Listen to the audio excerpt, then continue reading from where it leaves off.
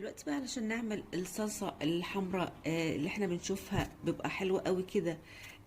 نعمل ايه؟ لازم ننقي الحباية تكون حمراء.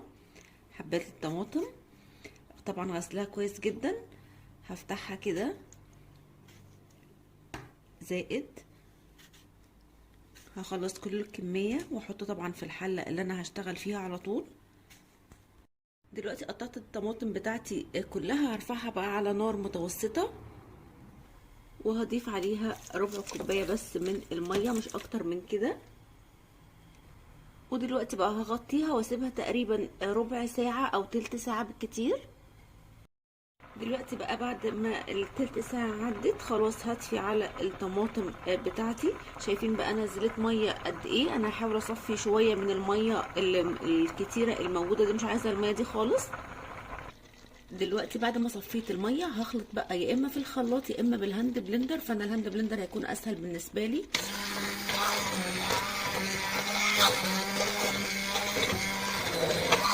دلوقتي خلطت الطماطم كويس جدا، هنزل بقى بعلبه كده من الصلصه. خطوه اختياريه ولكن بتدي طعم وقوام وكمان لون حلو جدا للصلصه بتاعتي. دلوقتي بقى مهم جدا نصفي الطماطم بتاعتنا، احنا عايزينها من غير ولا بذر ولا قشر. فبالشكل ده كده في مصفى تكون مسامها ضيقه مش واسعه. طبعا الطماطم سخنه، يا اما نستنى تبرد يا اما بنسبتيولا ونحاول نصفي بالشكل ده كده لو احنا مستعجلين.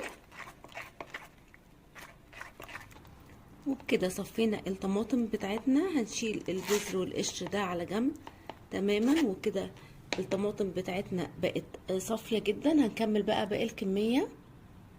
دلوقتي الطماطم بتاعتي بعد ما صفيتها هرجع ارفعها على النار مرة تانية، ولكن المرة دي هغطيها. بس قبل ما اغطيها احط لها الملح والسكر بتوعي.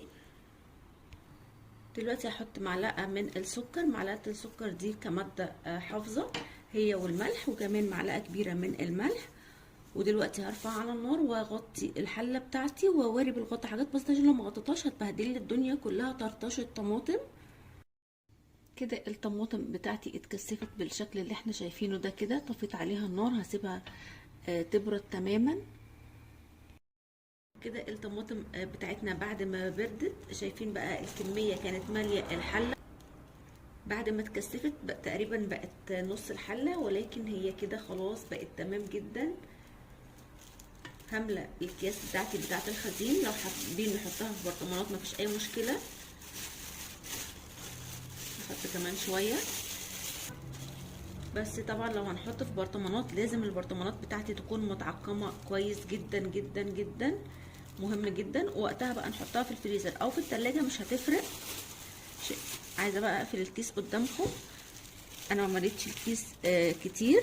دلوقتي بقى هطلع الهواء بالراحه كده من تحت، هطلع الهواء لفوق بالشكل ده، وهربط من فوق من اخر نقطه ممكن اقدر اربط منها هربط منها.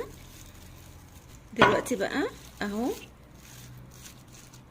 كده الكيس بتاعي مش هياخد معايا اي حجم في الفريزر. هكمل باقي الكميه.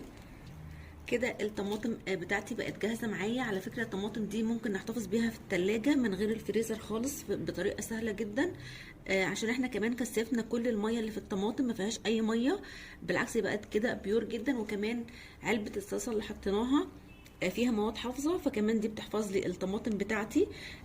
وكده يكون فرزنا الطماطم بتاعتنا، هتسهل علينا جدا جدا وقفه المطبخ. يا رب اكون افدتكم، واللي يجرب الوصفات بتاعتي وتعجبه يا ريت تسيب لي رايك في كومنت، والاول مره اشوف قناتي يعمل اشتراك، واللي عجب الفيديو يعمل لايك. سلام.